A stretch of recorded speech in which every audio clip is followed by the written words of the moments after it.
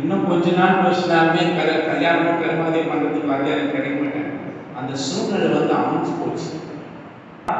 இந்த கர்நாடக ஜெயின் அசோசியேஷன் ஒரு முயற்சி இருக்கு. அங்கே இப்போ 11 மடம் இருக்குங்க கர்நாடகா.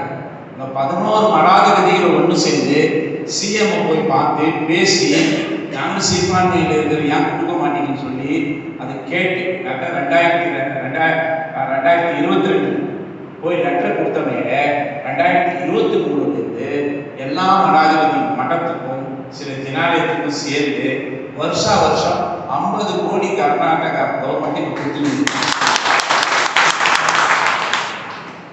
ஏன்னா நாம ஜெயினாக பிறந்த ஒவ்வொரு குழந்தையும் கூட வருங்காலத்தில் எந்த கஷ்டமும் அனுபவிக்க கூடாது.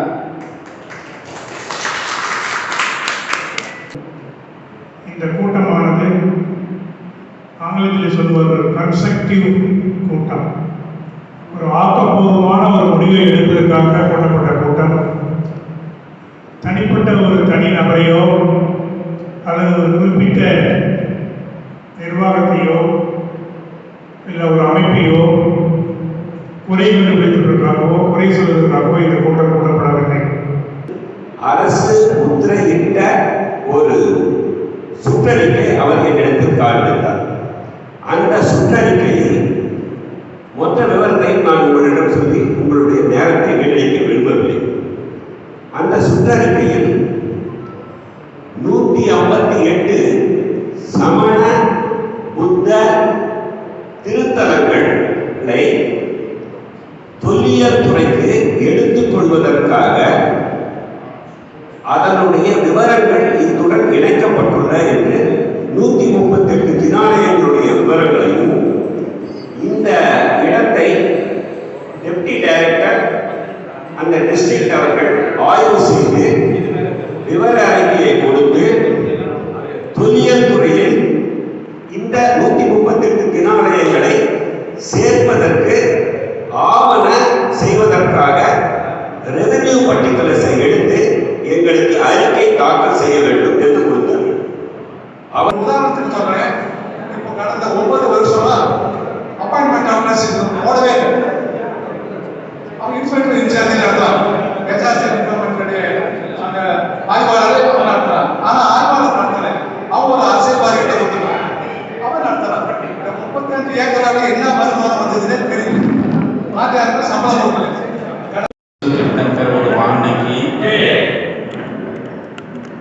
नेमिनाथ भगवान की समस्त आचार्य संघ की जगत गुरु कमेश शिचार्य पिटारक स्वामी जी की இப்ப எல்லாரும் स्वस्ति श्री दौलती पिटारक स्वामी जी की வணக்கத்துடன் இது தொடரும்.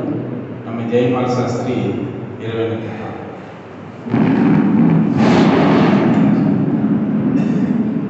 कैलासो वृषभस्य निर्मिति महावीरस्य पावापुरे चम्पायां वासुपूज्य सज्जिनपते सम्मेत शैले सतां श्रीचानाम् अभितूर्जयन्तशिखरे देवीश्वरस्य गतो निर्वाणामनय प्रसिद्धविभवः कुर्वन्तु ते मङ्गलम्.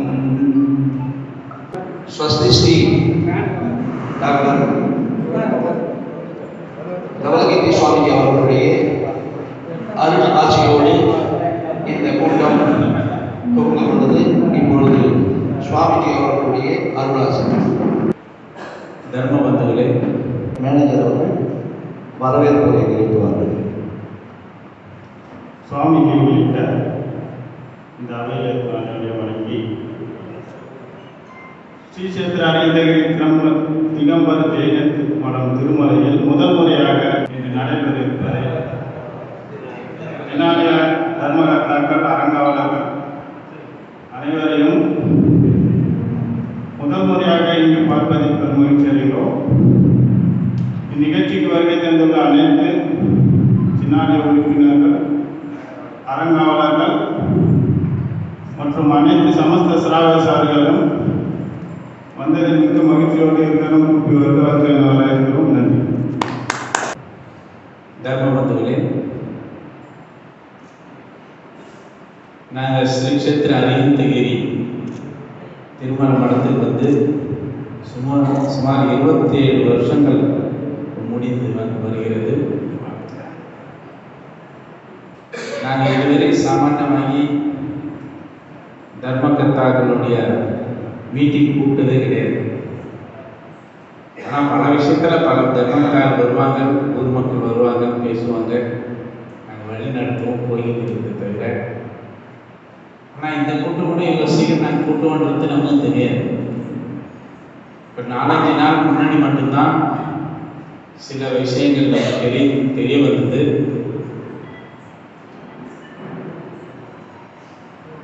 அது இந்த தொழில் துறையில் நம்ம கோவில் எல்லாம் எடுத்துக்கணும்னு சொல்லி சில லெட்டர் போய்க்குதுன்ற ஒரு விளக்கத்தில் அந்த தொழில் துறையில் இருந்த சில ஆஃபீஸர் வந்து சில ஊர் கோயிலில் போய் கூட அவங்க பார்த்துருக்குறாங்க, சில பேர் விசாரிச்சுக்கிறாங்கன்றது கூட செய்திகள் நம்ம வந்துருக்குது. அந்தந்த ஊரில் எங்கே வந்துருக்குறாங்களோ அவங்க கூட சில பேர் ஃபோன் பண்ணி கேட்டாங்க. இன்னைக்கு காலையில் கூட சில பேர் வந்து எங்கே சொன்னாங்க, இந்த வந்தாங்க, இல்லை நாங்களே பார்த்துக்கிறோமா, நாங்கள் எதுவும் காட்டலாம், நீங்கள் போயிடுங்கன்னு சொல்லி அனுப்பிச்சிட்டாங்கன்னு சொல்லி தகவல் வந்து. அப்புறம் தான் நம்ம அஜித் பிரசாத் சாரும் ரமேஷ் சார் கூட அந்த துறைக்கே நேராக போய் பேசி வந்திருக்கும் போது சில விஷயங்களும் சொல்லியிருக்கிறாங்க. நீங்கள் ஒரு தனித்தனி தர்மகர்த்தாவுங்க ஒரு லெட்டர் கொடுத்துட்டா கூட அதை நம்ம கிளியர் பண்ணிக்கலாம்னு சொல்லியிருக்கிறாங்க.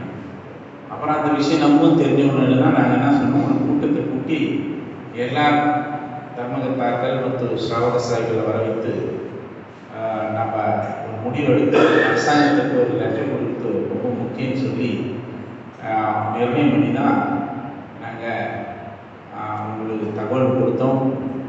இங்கே நீங்கள் கூட பல பேர் இங்கே வந்திருக்கிறீங்க.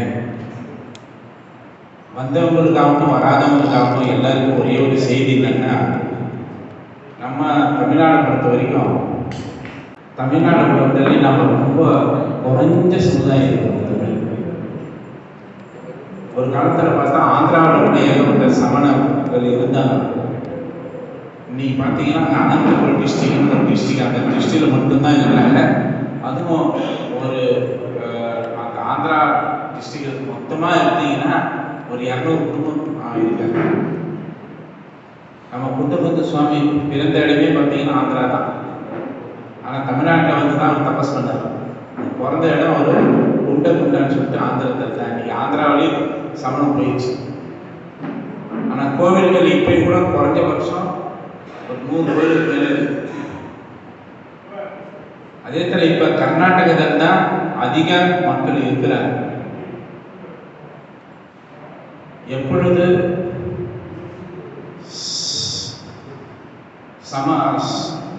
ஸ்ருதக்கேவலி பத்ரபாத சுவாமி 2000 வருஷத்துக்கு முன்பு சிரவணபுரத்துக்கு வந்தாரோ அப்போ பார்த்தீங்கன்னா 8000 முனிவர் இருந்தது எங்கள் தமிழ்நாட்டில். ஆனால் சிரவணபுரத்துக்கு வரும்போது 12000 முனிகள் வந்தாங்க. அப்போ அங்கே ஒரு மீட்டிங் ஆச்சான். அந்த மீட்டிங்கில் என்ன ஆச்சுன்னா, கர்நாடகத்தை விட அதிகம் தமிழ்நாடு தான் சமணர்கள் அதிகமாக இருக்கிறாங்க. எப்போ இது 2000 வருஷத்துக்கு முன்னிட்டு.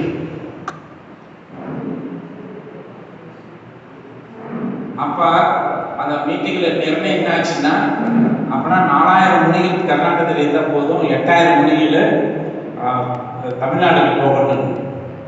பாருங்க, 8000 முனிகள் ஒரே சில வந்து தமிழ்நாடு சமணர் அந்த காலத்தில் அவங்களாம் பாதுகாப்பு இருக்கிறாங்க. அப்போ நம்ம சமுதாயம் எந்த அளவுக்கு இருந்திருக்கோம் நாம் யோசனை பண்ணணும். அதில் தான் முதல் வந்து என்ன தங்கி அவங்க வரும்போதே சாத்திர மாச காலம் இருந்தாங்க. அதனால அந்த தங்கன்னா தான் 8000 மடங்கு பேர் வந்தது. அப்ப அதுக்கப்புறமா கூட பல சாது சந்தர்கள், அதுலேயும் நீ பார்த்தீங்கன்னா நம்ம மூல கிரந்தங்கள் எல்லாம் ஜெயின கிரந்தங்கள்லாம் எடுத்துக்கிட்டீங்கன்னா இன்னைக்கு புத்தகுந்தாச்சாரியர் ரொம்ப ஃபேமஸானவங்க, அக்கடங்கர், சமந்தபுத்திரர், இவங்கெல்லாம் பார்த்தீங்கன்னா பெரிய பெரிய ஆச்சாரியர் அந்த காலத்தில் எடுத்துக்கிட்டீங்கன்னா எல்லாமே நம்ம தமிழ்நாட்டில் தான் விசேஷமாக இருந்திருக்கிறாங்க. அதுலேயே நம்ம ஜெயின கிரந்தங்களிலே யவலா ஜெயதவலம் மகாதவலம் என்பதுதான் முதல் எழுதப்பட்டதுன்றது ஒரு சாஸ்திரம். அது கிருநாளர் தரசேனாச்சாரியால தான் எழுத ஆரம்பிச்சது. ஆனா அது கம்ப்ளீட் ஆகல. அவர் சிஷ்யர் பூத்தபலி புஷ்பகந்தர் 2 பேர் சிஷ்யர். அவங்க தான் கிருநாளில் அவர் குருகுலத்தை ஆரம்பிக்கிறாங்க. லாஸ்ட்ல அவங்க தமிழ்நாடுல வெண்குன்றம் தவளகிரியில அங்க ஆரம்பிக்கிறாங்க. அங்கதான் தவளா ஜெயதவலம் மகாதவல கிரந்தா பஞ்சமி இருக்கிற நாளைக்கு தான் முடியுது. அதுதான் இன்னைக்கு ஸ்ரோத பஞ்சமி கொண்டாடுறது. எங்கேருந்து ஆரம்பிச்சதுன்னா அது வெண்குன்றத்திலிருந்து தான் ஆரம்பிச்சது, தவளகிரியிலேருந்து ஆரம்பிச்சது. அப்பயும் அப்பேற்பட்ட சாஸ்திரங்கள் முடிஞ்சதும் இதுதான். அப்பேற்பட்ட புத்தகலி புஷ்பகந்த ஆச்சாரியர்கள் ராஷ்டிர சமாதி எடுத்ததும் நம்ம தமிழ்நாடு தான். அப்பேற்பட்ட பூமியில இன்னைக்கு நம்ம ஜெயின சமுதாயம் ரொம்ப கம்மியா இருக்கு. இப்ப நம்ம சமுதாயத்தையோ நம்ம குடும்பத்தையோ நம்ம கோவில்களையோ நம்ம சின்னங்களையோ நம்ம குகைகளையோ காப்பாற்றுறதே ஒரு பெரிய விஷயமாக இருக்குது. அந்த சமயத்துல சரி அரசாங்கமும் சில விஷயங்கள் நம்ம கேட்டுக்கலாம், நாமளும் அதை பகிர்ந்துக்கலாம்.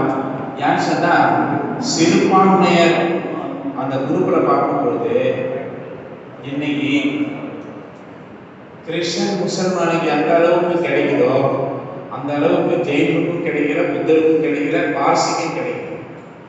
ஏன்னு சொன்னா நாங்க பல முறை அரசாங்கத்துக்கு போய் ஒரு சமுதாய பவனம் கொடுங்கன்னு கேட்கும்போது அவங்க என்ன பண்றாங்கன்னா, சுவாமிஜி உங்க மனையில் தேங்க கோடுகள் அவங்க கோடுகள் தாலுக்காக 25% இருக்கிறாங்கன்னு கேட்கறாங்க. நம்ம எங்க இங்க 1% கூட இல்லை, நம்ம 25% எங்க போறது? கர்நாடகா போங்க, நீங்க ஊருக்கு ஒரு சமுதாய பவனம் கொடுத்துருக்குறாங்க. குறைஞ்சபட்சம் அங்கே 1000 கணக்கில் சமுதாய பவனம் கொடுத்துட்டாங்க. ஆனால் இன்னைக்கு தமிழ்நாட்டில் ஒரு சமுதாய பவனம் தான் அவங்க கொடுக்கல. ஏன்னா அந்த அளவுக்கு ரொம்ப கம்மியாக இருக்கு.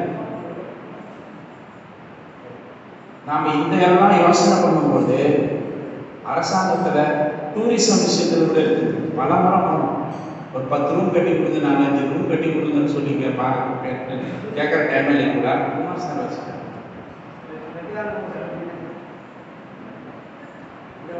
அவங்க கொடுத்த ஒரு சொல்றாங்க தவிர கட்டி கொடுத்ததே கிடையாது. அதனால அரசாங்கத்தில் இது ஒரு விஷயத்தை வாங்கணும் செய்யணும்னா ரொம்ப கஷ்டம்தான். ஆனால் இன்னைக்கு அரசாங்கத்தினுடைய நிலவரம் என்னன்னா, நீங்க கொடுக்கணும்னா வாங்குறதுக்கு ரெடியாக, ஆனால் அவங்க கையிலேருந்து வாங்கணும்னா நம்மளால உண்மையில முடியாது.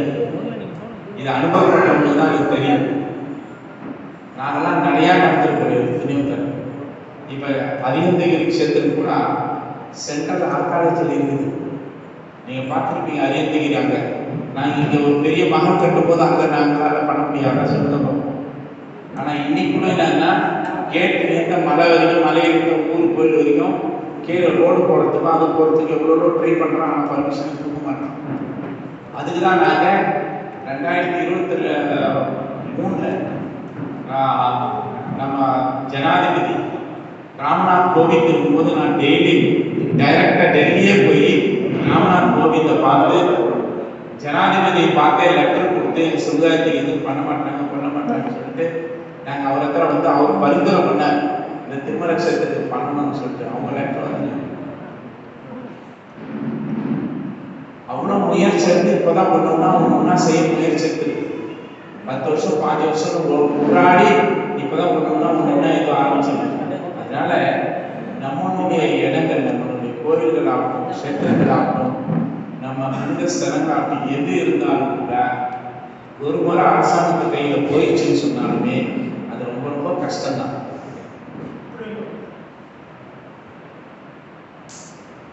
அதனால நம்ம அரசாங்கத்துக்கு போகாதபடி நம்ம பார்த்துக்கிறது ரொம்ப முக்கியம்.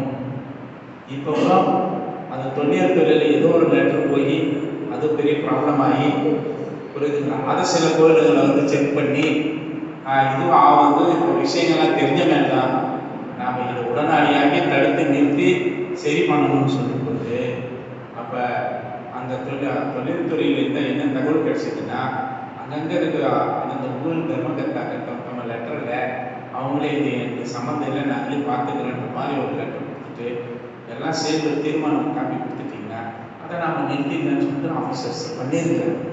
ஏன்னா இப்போ அதை ஆரம்பிக்கும் பொழுதே நம்ம அதை கிளியர் பண்ணாதான் நல்லா இருக்குன்னு தவிர இல்லைன்னா நல்லா இருக்காதுன்னு சொல்லிட்டு தான் இன்னைக்கு உங்கள் எல்லாரையும் கூட இங்கே வர வச்சிருக்கிறோம். நீங்கள் கூட அதிகபட்சத்தில் எல்லாம் வந்துருக்கிறீங்க, ரொம்ப சந்தோஷம்.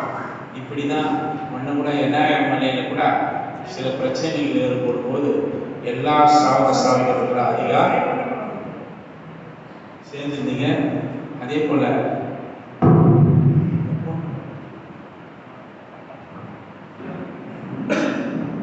இப்ப இன்னைக்கு தீர்மானம்னு ஒண்ணு கிடையாது. நீங்க அந்த இப்ப அந்த லெட்டர் படிப்பாங்க, ஒரு இப்ப அஜித் பிரசாத் படிப்பாரு, அந்த மேட்ரு அவ்வளவுதான். அது கீழே எல்லா தர்மகர்த்தாக்களுக்கும் ஒரு பேப்பர் வரும். அதில் தர்மகர்த்தாவும் உங்க ஊர் பேரு, தர்மகர்த்தா பேரு, அந்த ஃபோன் நம்பர், உங்க சைடு இது பண்ணி அதில் கொடுத்துட்டீங்கன்னா போதும். அதை எதுவுமே நம்ம அரசாங்கத்துக்கு இது பண்ணியிருக்கோம், வேற ஒன்றும் இருக்காது.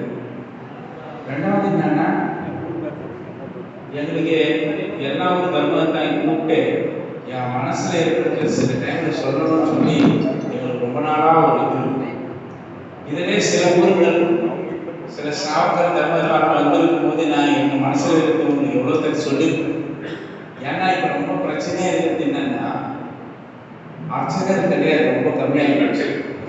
இப்ப நாங்க கிட்டத்தட்ட ஒரு வாத்தியாரங்களுக்கு மேல அர்ச்சகர் ஊக்கத்தொகை கொடுத்து வெளிநாட்டுக்கு வரோம்.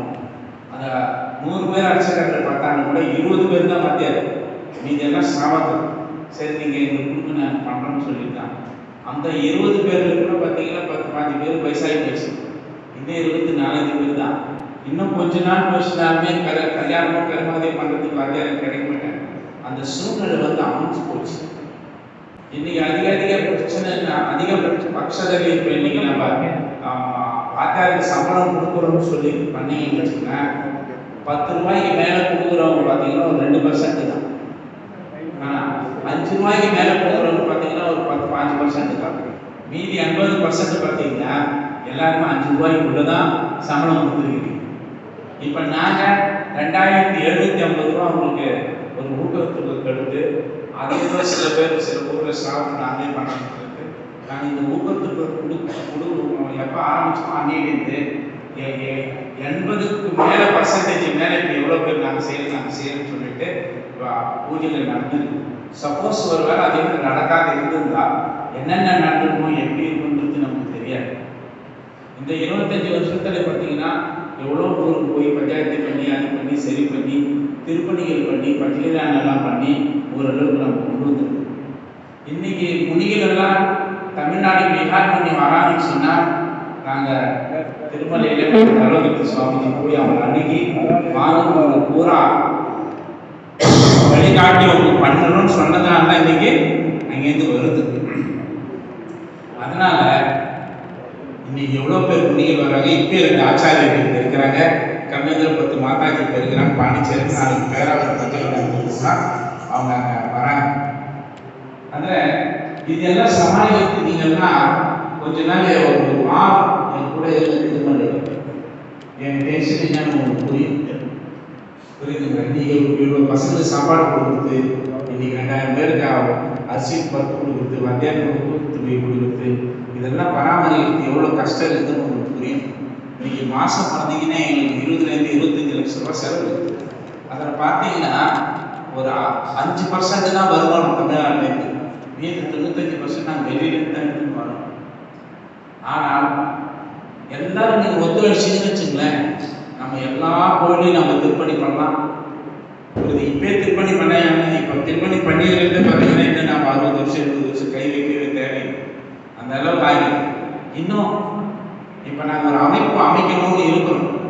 அதை நாங்கள் அஜித் பிரசாத் இதெல்லாம் பேசுகிறோம். அதனால் இது ஒரு அமைப்பு பண்ணி வருங்காலத்தில் நீங்கள் இருக்கிற 5000 4000 தான் வாத்தியார்கள் கொடுத்துருந்தீங்கன்னா வாத்தியாரே இல்லைன்னு ஆகிடும். மினிமம் 10 ரூபாய்க்கு மேலே நாம் கொடுக்குறோம்னு சொன்னால் தான் சில பசங்க வந்து அதை படிச்சுட்டு சிலது நம்ம பூஜை செய்யறதுக்கு வருவாங்கன்னா வரவே மாட்டாங்க. ஏன்னா இப்போ பார்த்துங்க 8th 10th 11th 12th ID diploma இவங்கெல்லாம் வெளியே போனாலுமே 5000 ரூபாய்க்கு யாரும் மேலே சம்பளம் கிடையாது. ஆனால் அதுக்கு நம்ம 10 ரூபாய்க்கு மேலே கொடுக்குறோம்னு சொன்னாலுமே நிச்சயம் உங்களை நம்ம இப்படி எடுத்துட்டு வரலாம், வசதி பண்ணி கொடுக்கலாம். ஆனால் இதெல்லாம் பண்ணணும்னு சொன்னால் நம்ம என்னென்ன சுவாமியை முயற்சி எடுத்தாலும் கூட ஒரு அமைப்புன்னு இருந்தால் தான் அது ஒரு கௌரவம். இன்னைக்கு கர்நாடகத்தில் போய் பாருங்க, கர்நாடகா ஜெயின் அசோசியேஷன் சொல்லிட்டு அதற்கு ஆயிரக்கணக்கில் நம்பர்ஸ் இருக்கு. அந்த ஒரு பெரிய அளவில் போய் ஒன்றும் இல்லை. இப்போ கொரோனா டைமில் மீதி கேஸ்ட் வேற கேஸ்டுங்கெல்லாம் போயிட்டு எங்கள் மடம் இருக்குது, கோவில் இருக்குது, பராமரிக்க முடியல சம்பந்தம்னு சொல்லும்போது 500 கோடிக்கு மேலே சில கிறிஸ்டியன் முஸ்லிமான் ஹிந்துக்களுக்கெல்லாம் கொடுத்துருக்குறாங்க. ஆனால் ஜெயினருக்கு கொடுக்கல. அப்புறம் தான் இந்த கர்நாடக ஜெயின் அசோசியேஷன் ஒரு முயற்சி எடுத்து அங்கே இப்போ 11 மடம் இருக்குங்க கர்நாடகா. இந்த 11 மடாதிபதிகளை ஒன்று சேர்ந்து சிஎம் போய் பார்த்து பேசி நாங்கள் சிறுபான்மையில் இருக்கிற ஏன் கொடுக்க மாட்டீங்கன்னு சொல்லி அதை கேட்டு லெட்டர் 2022 போய் லெட்டர் கொடுத்தவங்க 2023 எல்லா மடாதிபதி மடத்துக்கும் சில ஜனாலயத்துக்கும் சேர்ந்து வருஷம் 50 கோடி கர்நாடகா கவர்மெண்ட் கொடுத்து. அப்ப இங்க நம்ம தமிழ்நாடுல ஒரு அமைப்பு சரியாக இல்லாத காரணத்தினால நம்ம அந்த அரசாங்கத்துக்கு முன்னாடி போக முடியும். இப்ப நாங்க தமிழ்நாடு அரசாங்கத்துல சில ஒரு நியூஸ் போய் கொடுக்கும்போது கேட்கும்போது அவன் என்ன பண்றான்னா, ஏமா நீ கர்நாடகத்துல அதே மாதிரி கொடுக்கும்போது நீ ஏன் தமிழ்நாடுல கொடுக்கலன்னு கேட்கும்போது அவன் என்ன பண்றான்,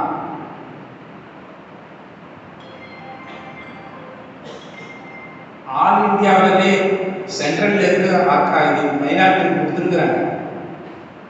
ஆல் இந்தியா இருப்பதிலே அவங்க மைனாரிட்டி கொடுக்கறதுக்கு முன்னிட்டு கர்நாடகத்தில் ஸ்டேட் கவர்மெண்ட் ஒரு மைனாரிட்டி அறிவிச்சிட்டாங்க. ஆனால் நாங்கள் இதுவரையும் ஸ்டேட் கவர்மெண்ட்லேருந்து நாங்கள் இது மைனாரிட்டின்னு அறிவிக்கலை. அதனால இங்கே தமிழ்நாடு கவர்மெண்ட்டு உங்களுக்கு எந்த சலுகையும் கொடுக்காது. ஆனால் சென்ட்ரலில் என்ன இருந்தாலும் கேட்டுங்க கொடுக்குறாங்க. அது எந்த அளவுக்கு உண்மை என்னன்றது ராஜீவ் சார் ரமேஷ் பண்ணாது. இப்போ அவங்களாம் தான் தெரியும் அம்மாவா இப்போ உண்மையாக பார்க்கணும். ஏன்னா ஆல் இந்தியா அளவில் மைனாரிட்டின்னு சொன்னமே இல்லை. அப்போ ஸ்டேட் கவர்மெண்ட்டு அவன் ஸ்கீம் கொடுக்கணுமா கொடுக்கக்கூடாதா, அது இன்னும் அது தெரிஞ்சவங்க தான் அதை போய் இன்னும் ஆராய்ச்சி பண்ணி அதை ஒன்று நம்ம வெளியே ட்ரை பண்ணணும்.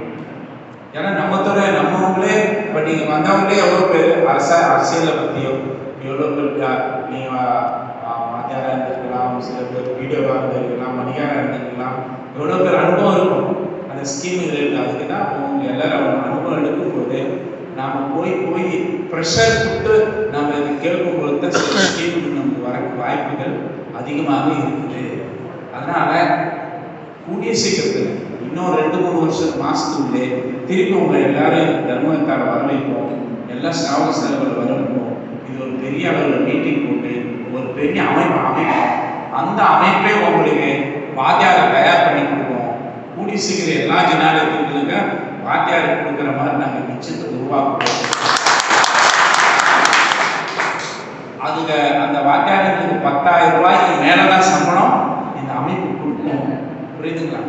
12 வருஷத்துக்கு ஒரு தட்டி எல்லா ஜனாலயங்களை எப்படி அதை புதுப்பிக்கணும், எப்படி திருப்பணி பண்ணணும்னு சொல்லி இந்த அமைப்பு உங்களுக்கு சப்போர்ட் பண்ணணும். பஞ்சகல்யாண தர்மம் உங்களுக்கு சப்போர்ட் பண்ணணும். உங்கள் பசங்களை எப்படி தர்மம் ஒன்று கற்றுக் கொடுக்கணுன்றதும் உங்களுக்கு கொடுக்கணும். இன்னொன்று என்னன்னா, இப்போ எவ்வளோ பேர் ஹாஸ்பிட்டலுக்கு போகிறாங்க உடம்பு சரியில்லைன்னு சொல்லி, திடீர்னு போனால் 4 லட்ச ரூபா கட்டுன்றான். அவங்க திருப்பி இப்போ எல்லாரும் மனசில் ஒன்று ஆயிடுச்சு, திருமலை சாமிக்கு ஃபோன் பண்ண ஏதாவது நடக்குது. அப்படியே பண்ணாலும் கூட நம்மளால முடிஞ்சது தான் நம்ம பண்ண முடியல. அந்த சூழ்நிலை வந்துருக்கு. ஏன்னா அந்த ஒரு குடும்பமாக இருந்தாலும் கூட அங்கே போய் ஒரு 4 லட்சம் கட்டுறதுக்கு எவ்வளோ தவிக்குதுன்னு சொன்னாங்க. நாங்கள் பல முறை பார்த்துட்டு எங்களால் முடிஞ்ச சப்போர்ட் பண்ணிடுறோம். அதனால் இதற்கு மெடிக்கல் ஸ்கீம்னு ஒன்று ஆரம்பிப்போம். அந்த அமைப்பே அவங்களுக்கு தேவையானதை இந்த அமைப்பு பூர்த்தி பண்ணும். ஏன்னா நாம் ஜெயினனாக பிறந்த ஒவ்வொரு குழந்தையும் கூட வருங்காலத்தில் எந்த கஷ்டமும் அனுபவிக்க கூடாது. அது அது கல்வித்துறையில் இருக்கலாம், இப்போ கல்வித்துறையில் நாங்கள் சப்போர்ட் பண்ணியிருக்கிறோம். இதை மருத்துவக்கல்ல இதுவாக இருக்கலாம். இப்போ எவ்வளோ பசங்க படிச்சுட்டு வேலை இல்லாத இருக்கிறாங்க. அந்த அமைப்பு முடிஞ்ச அளவு அவங்க வேலை வாழ்க்கை கொடுக்கறதுக்கும் முயற்சிக்கணும். புரியுதுங்களா? அப்புறம் சின்ன சின்ன ஊரில் பிரச்சனை, அந்த பிரச்சனை எல்லாமே இதை தீர்த்து வைக்கணும். புரியுதுங்களா? அதில் இந்த காலத்தில் நம்ம 100% பண்ணோம்னா முடியாது. அட்லீஸ்ட் ஒரு 80%னாவது நம்ம சமுதாயத்தில் எந்த விதமான தொந்தரவுகள் வரக்கூடாது என்ற ஒரு எண்ணத்தில் எடுத்து அந்த அமைப்புகளை இப்போ நாங்கள் ஓரளவுக்கு செட்டப் பண்ணி வச்சுருக்கோம். இன்னும் கூடிய சீக்கிரமாக அந்த அமைப்பு வந்ததுன்னு வச்சுங்களா, இந்த ப்ராப்ளம்லாம் வரவே வராது. என்ன ஒரு கூட்டிங் நடந்து ஆளுக்கு ஒன்று பேசிட்டு உட்காந்துருந்தேன். ஆனால் ஆளுக்கு ஒன்று சொன்னால் கவர்மெண்ட் கேட்குமா? ஆனால் எல்லாரும் சேர்ந்து ஒரு அமைப்பாக அங்கே போய் நின்னாதான் அது வெற்றி பெறும் தவிர, இல்லைன்னா வாயில் தான் நமக்கு வரும். வாயில் வடை சொல்லலாமே தவிர வேறு எதுவுமே பிரயோஜனம் ஆகவே ஆகாது. ஏன்னா சரியான ஒரு அமைப்பு. ஏன்னா இப்போ நாங்கள் கர்நாடகத்தில் பார்க்குறோம், ஒரு அமைப்பு இருந்ததுனால அவங்க எல்லாத்தையுமே ஜெயிக்கிறாங்க.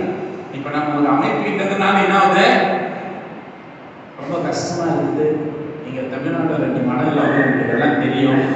2 மடம் இருந்தாலும் 2 சாமியை ஒத்துக்கணும் தான் நடக்கும். புரியுதுங்களா இல்லையா? 2 சாமியார் ஒன்றா இருக்குது, 2 சாமியார் ஒன்றா இருக்குதுன்னு சொல்கிறது வேறு, ஆனால் அனுசரிச்சு போகிறது வேறு. அது எந்த மடாதிபதிகளாக இருந்தாலும் மடாதிபதி ஆனது எதுக்குன்னா சமுதாயத்துக்கு சேவை செய்யறதுக்கு தான். சமுதாயத்தில் நல்லது இருக்கிறத பார்த்து நடத்தி போகிறதுக்கு தான் மடமும் மடாதிபதி இருக்குது தவிர, அது இல்லைன்னா அப்புறம் மடமும் மடாதிபதி எதுக்கு சொல்லுங்க பார்க்கணும்? எதுக்கு அவசியமே இல்லையே. இப்போ ஒரு மடம் நடத்துறதுக்கு மடாதிபதி வழிநடத்திட்டு போனால் ஓகே. இல்லையா வழிநடத்தினா அது ஒரு மேனேஜர் கொண்டு வழிநடத்திட்டு போகலாமே. மடத்தை காக்கணும்னா மடத்தில் இருக்கிறது காத்துக்கிறதுக்கு மடாதிபதிகள் அவசியம் இல்லை. மடம் இருப்பதே சமுதாயத்துக்கு தான். அதனால மடமும் சுவாமிக்கும் மடத்தில் சமுதாயம் சொத்து. புரியுதுங்க? அதனால அந்த வழிநடத்திட்டு போகணும். நேற்று ஒன்றில் ஒருத்தர் லெட்டர் போடுறாரு, தமிழ்நாட்டில் இருக்கக்கூடிய அனைத்து மாவட்டத்தில் இருக்கக்கூடிய ஜினாலயங்கள் எல்லாரும் சர்வ ஜினாலய பரிபாலனை பண்ணி போயின்னு இருக்கிறாங்க. அது எந்த அளவுக்கு நாங்களே வீடியோ உங்களுக்கு அமைச்சு வச்சிருக்கோம். அதில் இது வாதவாதம் பண்ணுறதுக்கு அவசியம் இல்லை. ஒரு விஷயத்தை புரிஞ்சுக்கணும் தான் நான் இவ்வளவு சொல்லின்னு இருக்கிறேன். அதனால் நீங்கள் எல்லாம் வந்திருக்கிறீங்க. இன்னைக்கு தெய்வமே பார்த்து ஏதோ ஒரு கூட்டத்தை போட்டணும்னு சொல்லிட்டு அது இன்னைக்கு கூட்டி இருக்குது. அதனால் இன்னைக்கு இருக்கிற பிரச்சனையை நம்ம முடிக்கிறதுக்கு பிரயாசம் பண்ணலாம். இப்போ இன்னைக்கு வலைதளத்தில் இருந்தாலே ஏதோ ஓடிக்கணும், அதெல்லாம் நமக்கு தேவையில்லை. இப்போ விஷயம் என்னன்னா, அந்த விஷயத்தை பாஜக சார் சொல்லுவார், அந்த விஷயத்துக்கு ஏற்ற மாதிரி நாம் சக்சஸ் பண்ணி இப்போ இங்கே இருக்கக்கூடிய வந்திருக்கக்கூடிய தர்மகர்த்தாக்கள் நீங்கள் எழுதி கொடுக்கலாம். சப்போஸ் உங்கள் தர்மகர்த்தா வரலைன்னா அந்த ஊராரே முக்கியமாக நீங்கள் அந்த ஊர் பேர் போட்டு இது பண்ணி நீங்கள் உங்கள் அட்ரஸ் கொடுக்கலாம். ஏன்னா தர்மகர்த்தா என்பதுக்கு எவ்வளோ அதிகாரம் உள்ளதோ அதேமாதிரி கிராமத்தில் எல்லா மக்களும் அதில் அதிகாரங்கள் உண்டு. அதனால் அந்த இது காக்கிறதுக்கு எல்லாருக்கும் அந்த இது உண்டு. அதனால் ஊர் மக்கள் கூட அதுக்கு ஒத்துழைச்சி நீங்கள் இது பண்ணும் பொழுது இன்னும் கூடிய சீக்கிரத்தில் இவங்க போய் அந்த துறைக்கு கொடுத்து அதை நிறுத்தத்துக்கு எல்லா விஷயங்களும் ஆகும்னு சொல்லி இன்னும் முன்னாடி மடாதிபதிகள் நாங்கள்லாம் என்னதான் முயற்சி எடுத்தாலும் கூட நீங்கள்லாம் உறுதுணையாக இருந்தால் தான், கூட இருந்தால் தான், அதுக்கு நீங்கள் உழைச்சாதான் நாம் எது இருந்தாலும் கூட சரி பண்ண முடியும். இல்லைன்னா கஷ்டங்கிறது சொல்லி நாங்கள் 25 வருஷத்துமா எங்கள் அரியந்தகிரியில் என்ன இருந்தது, இப்போ என்ன இருந்தது, எப்படி செய்கிறதுக்கு உங்களுக்கு தெரியும். இன்னும் முன்னாடி கூட எங்களுடைய உணர்வு இருக்கிற வரைக்கும், எங்களுடைய சக்தி இருக்கிற வரைக்கும் இந்த தமிழ்நாடு சமுதாயத்துக்கு நாங்கள் உழைச்சிக்கிட்டே இருக்கோம். எங்களோட உதவி எப்பயே இருக்கும்னு சொல்லிட்டு जब लोग नेमनाथ भगवान की जय।